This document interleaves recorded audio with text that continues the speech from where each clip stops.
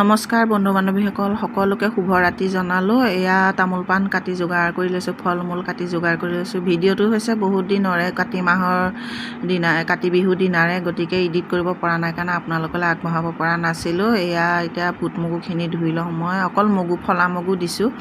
ফলা মগু ধুওঁতে বহুত কষ্ট হয়। আপোনালোকে বাৰু কেনেকৈ ধুৱে, মই কিন্তু এনেকৈ ধুওঁ দেই। এই গুড়া চালনীখনেদি ধুবলৈ বৰ ভাল।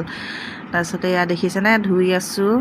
তাৰপিছত এইখিনি এতিয়া বাকলিখিনি এনেকৈ ধুওঁ, আৰু এই বাকলিখিনি মই সাৰ বনাম।